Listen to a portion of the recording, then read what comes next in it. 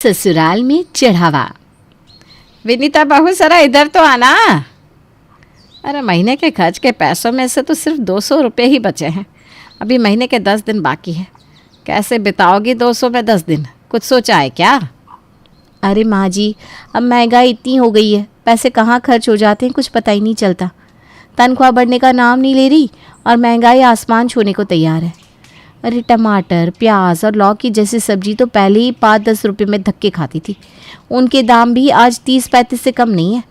गरीब आदमी खाए तो क्या खाए। अरे महंगाई का रोना बंद करो। वो तो दिन भर गला फाड़ फाड़ के न्यूज़ वाले भी बता रहे हैं। तू कुछ नई बात कर। तू ये बता घर कैसे चलेगा? मेरी तो समझ से बाहर हो गया है माँ जी।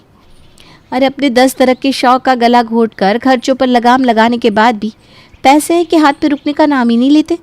अरे इधर तनख्वाह आती है और 20 तारीख तक निकल जाती है और हम बचे हुए 10 दिन अगले महीने की तनख्वाह आने का इंतज़ार करते रहते हैं। देख बेटा, ऐसे तो काम नहीं चलेगा। अब विकास से भी कुछ कहने का कोई फ़ायदा नहीं है।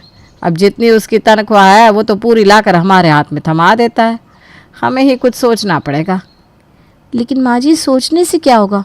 सोचने से पैसे डबल तो नहीं हो जाएंगे?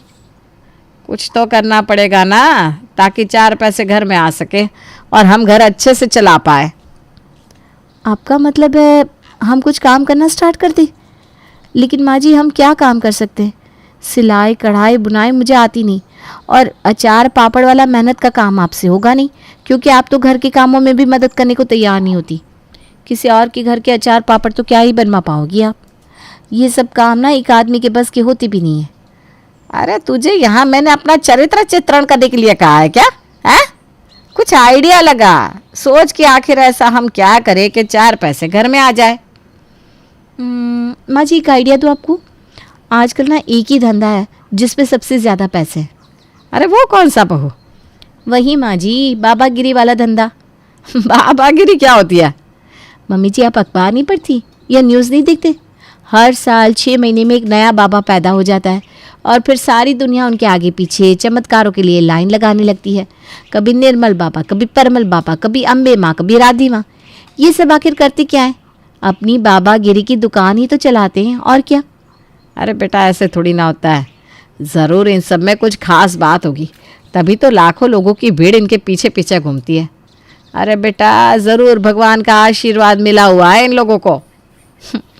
माँ जी, भगवान का आशीर्वाद जिसे मिल जाता है ना, वैसे दुकान खोल कर नहीं बैठते। आपको पता नहीं है, एक एक प्रवचन के लाखों रुपया लेते हैं ये लोग। और आप जानती है ना, चमत्कार को दुनिया नमस्कार करती है। तो बस बाबागिरी की दुकान खोलने के लिए अपने को क्या चाहिए? 2-4 प्रवचन टाइप गहरी बातें और थोड़े बहुत छोटे मोटे चमत्कार। बस इतना करना आ गया ना, तो समझो हमारी भी बाबागिरी की दुकान मस्त चलने लगेगी। अरे हाँ बहू, तूने बिल्कुल ठीक कहा। बातें करने में तो तुझसे आगे कोई निकल ही नहीं सकता। बातों में तो तू अच्छे अच्छे के कान काट ले। अरे माँ जी, मेरी बुराइयाँ छोड़िए। देखिए, मेरे पास ना एक प्लान है। मैं पूरी कॉलोनी में जाकर ये बात फैला देती हूँ कि आपको काली माँ ने सपने में आकर दर्शन दिए हैं और अब उनका अंश आपके अंदर आ गया है। आज से आप श्यामा नहीं, माँ श्यामा है। अब जो भी आपकी शरण में आएगा उसकी सारी समस्याएं दूर हो जाएंगी और फिर आप देखना कैसे धीरे धीरे लोग आपके दर्शन के लिए आना शुरू करेंगे और फिर उन लोगों से हम चमत्कार के नाम पर बढ़िया पैसा वसूल करेंगे। उन पैसों से हमारा घर भी आराम से चलने लगेगा और हमारी सारी प्रॉब्लम्स भी दूर हो जाएगी। और माँ जी, इस काम में ना कोई मेहनत नहीं है। बस आपको साध्वी वाली ड्रेस पहनकर माथे पर बड़ा सा तिलक लगाकर आशीर्वाद की मुद्रा में बैठना है। तुझे पक्का यकीन है ना कि हमारी ये श्यामा देवी वाली कहानी पर लोग विश्वास कर लेंगे? अरे माँ जी, वो मेरा काम है। आपको तो पता ही है ना, पूरी कॉलोनी में कोई ऐसा नहीं है जो मेरी बताई खबर पर भरोसा ना करे। अरे घर घर की खबर रहती है मेरे पास। आप ना चिंता ना करो, वो सब मेरा काम है। आपकी पीआर का काम मैं अच्छे से संभाल लूँगी। अगले ही दिन विनीता ने पूरी कॉलोनी में अपनी सास के नए अवतार के बारे में खबर फैला दी थी। कहते हैं ना, जिज्ञासा इंसान से कुछ भी करा सकती है। चमत्कार की खबर सुनने के बाद जिज्ञासावश अगले 3-4 दिन में ही श्यामा के घर में माँ श्यामा देवी से मिलने वालों की लाइन लगने लगी थी। बहू बाहर काउंटर पर, देखिए देखिए, ऐसे धक्का मुक्की मत करिए। आप लोग लाइन बनाकर आइए और यहाँ पर अपना नाम लिखवाइए। माँ श्यामा देवी से ऐसे ही कोई भी ऐरा गैरा जाकर नहीं मिल सकता। आप सभी को पहले रजिस्ट्रेशन कराना होगा और उसके बाद ये लिस्ट माँ के पास जाएगी। जिस जिसकी हाजिरी दरबार में लगेगी सिर्फ वही लोग माँ से मिल पाएंगे। और हाँ, माँ से मिलने की कोई फ़ीस नहीं है। माँ जनता की भलाई बिल्कुल निःशुल्क करती है। बस रजिस्ट्रेशन का 100 रुपया चार्ज है, वो आप लोगों को देना होगा। एक बार जिसके ऊपर माँ श्यामा देवी की नज़र पड़ जाती है ना, उसके जीवन से कष्ट दूर भाग जाते हैं। कैसी भी बीमारी हो, परेशानी हो, हर परेशानी श्यामा देवी के सिर्फ देख लेने से खत्म हो जाती है। बोलो माँ श्यामा देवी की जय। रजिस्ट्रेशन करने के बाद बहू विनीता दर्शन करने आए लोगों को अंदर हॉल में ले जाकर बिठा देती है। सामने एक दरबार लगा हुआ था जिस पे कुर्सी पर विनीता की सास श्यामा एक साध्वी के भेष में आंखें बंद किए बैठी थी। उसके माथे पर बभूत का तिलक लगा हुआ था और गले में रुद्राक्ष की माला दिखाई दे रही थी। पूरे कमरे में अगरबत्ती की खुशबू फैली थी और धूप बत्ती का हल्का हल्का धुआं कमरे में नजर आ रहा था।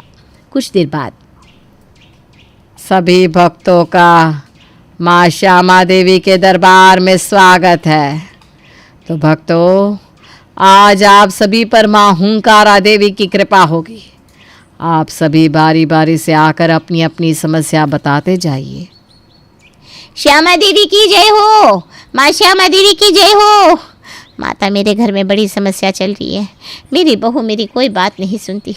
छोटी छोटी बातों पर हमारे घर में कलेश हो जाता है। अपनी बहू को कुछ भी कहते हैं तो कभी सीधे मुँह जवाब नहीं देती। समझ में नहीं आता करूँ तो क्या करूँ। अब आप ही कुछ कृपा करिए। तुम चिंता मत करो पुत्री, तुम्हारी समस्या हम समझ गए। ग्रह शांति के लिए हम तुम्हें एक उपाय बताएंगे। उसको करने से तुम्हारे घर में भरपूर सुख शांति हो जाएगी। इतना कहकर श्यामा अपना हाथ ऊपर उठाती है। माँ, इस बच्चे पर अपनी कृपा करो माँ। इसके लिए कुछ ऐसा दो कि इसकी परेशानी हल हो जाए। श्यामा देवी की बहू विनीता पंडाल के पीछे छिपकर धीरे से चावल की एक पुड़िया उसके हाथ में रख देती है। आंखें खोलो पुत्री, ये देखो, माँ ने तुम्हारे लिए ये चावल के दाने दिए हैं। हे, क्या चमत्कार हो गया। अचानक से चावल के दाने कहाँ से आ गए। लेकिन माँ, इन चावलों का मैं करूँगी क्या। पुत्री, जैसे ही तुम्हारी बहू घर में झगड़ा शुरू करे, तुम्हें इन चावलों को अपने मुंह में दबाना है और चाहे जो हो जाए, एक भी दाना मुंह से बाहर नहीं गिरना चाहिए। इस उपाय को लगातार 10 दिन तक करो, फिर बताओ कितना फायदा होता है। माँ श्यामा देवी की जय हो। अगला भक्त आए और अपनी समस्या बताए। माँ, मेरे घर के सामने रहने वाले गुप्ता जी हैं ना, हर समय मुझे घूर घूर कर देखते रहते हैं। अरे बालकनी में निकलना, यहाँ तक कि खिड़की तक खोलना दुभर कर दिया है मेरा। मेरे पति ना बहुत गुस्से वाले हैं। मैं नहीं चाहती कि ये बात उन्हें पता चले, वरना बात हाथ से निकल जाएगी। समझ में नहीं आता करूँ तो क्या करूँ। आप कुछ उपाय बताइए ना। श्यामा आंख बंद करके हाथ ऊपर उठाकर कहती है, इस बच्चे के लिए कुछ चमत्कार करो माँ, ताकि इसकी उलझन दूर हो जाए। श्यामा के इतना कहते ही उसकी बहू पीछे से भभूत की पुड़िया बनाकर श्यामा के हाथ में रख देती है। ये ले पुत्री, ये भभूत अपने चेहरे पर मलकर उस गुप्ता के सामने जाना।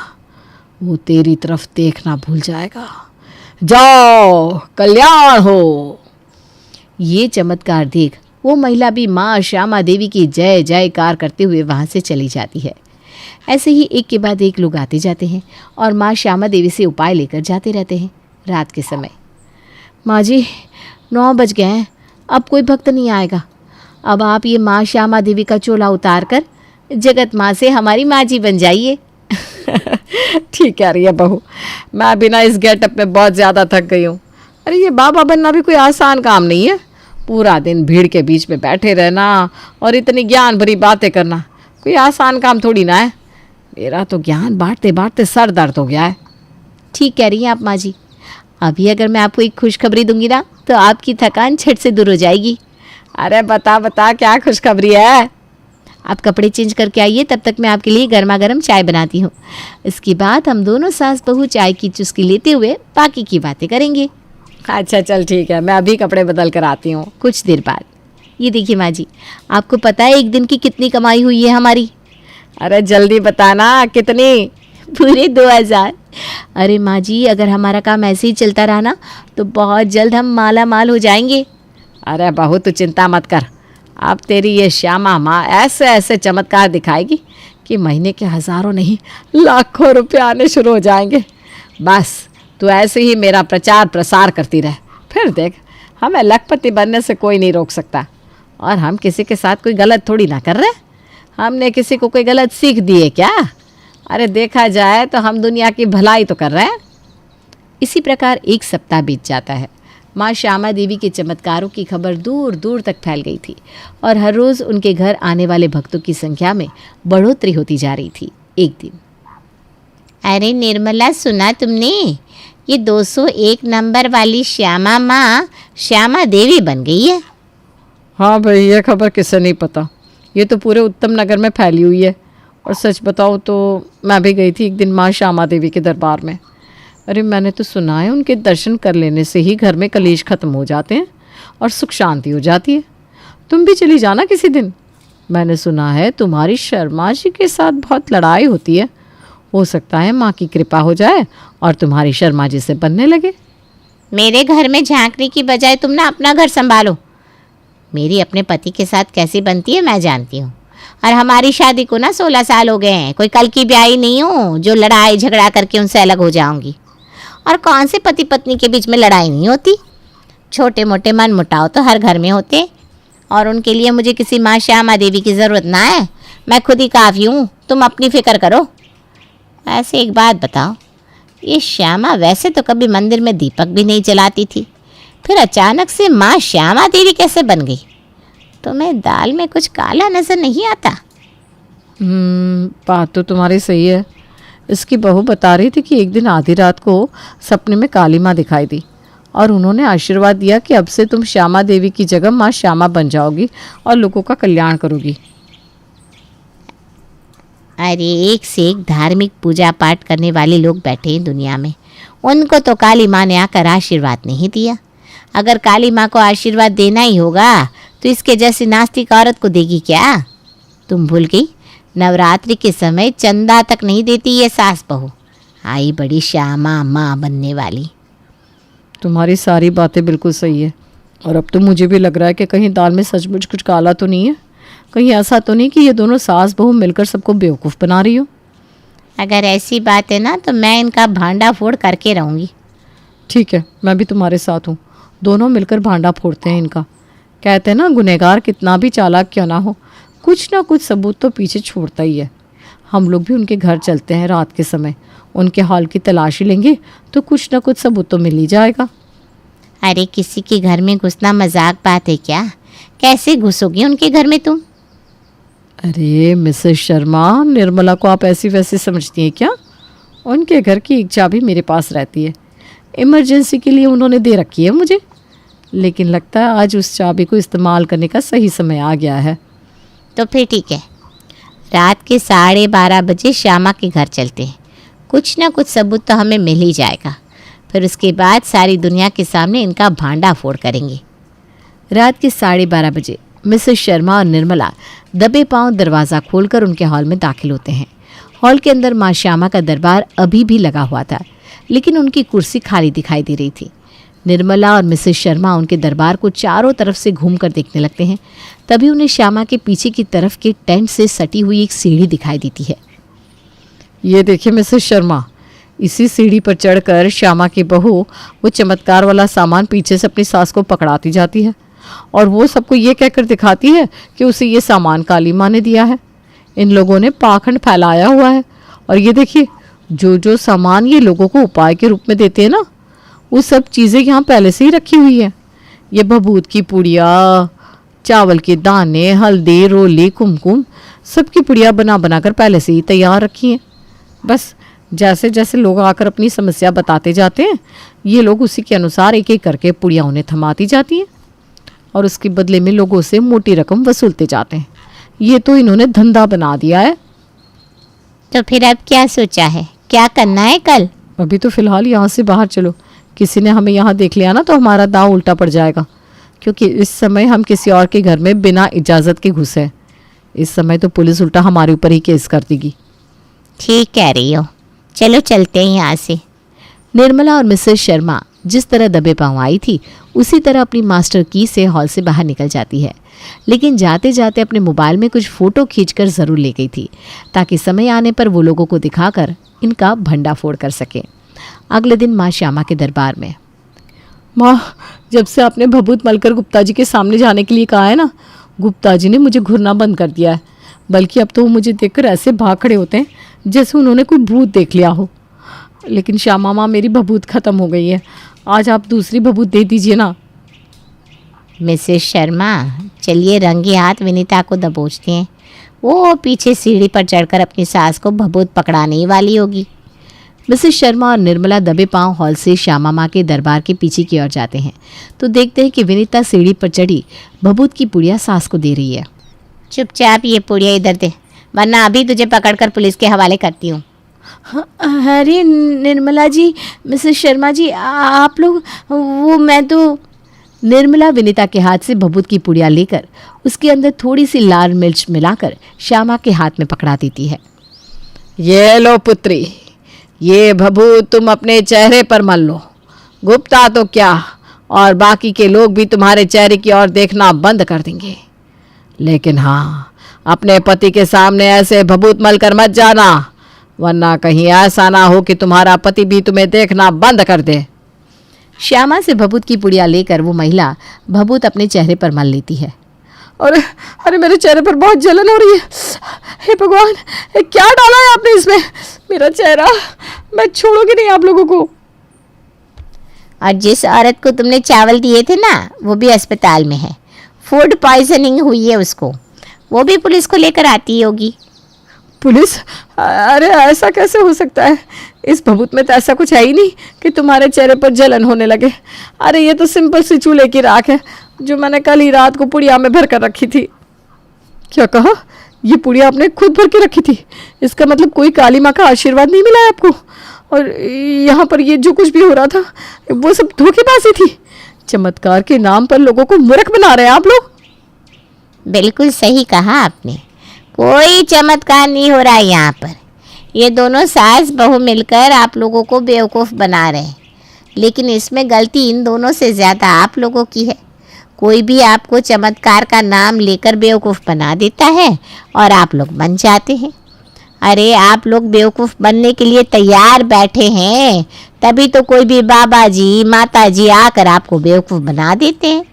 और हाँ, इन्होंने सच में भभूत में कुछ नहीं मिलाया था। वो तो आप लोगों की आँख खोलने के लिए ये सारा ड्रामा मैंने और निर्मला जी ने रचा था। छोड़ दो इन लोगों को, आगे से कोई गलती नहीं करेंगे। लेकिन सुधरने की ज़रूरत आप लोगों को है। अंधविश्वास के चक्कर में पड़कर ऐसे ढोंगी बाबाओं की दुकान मत चलवाइए।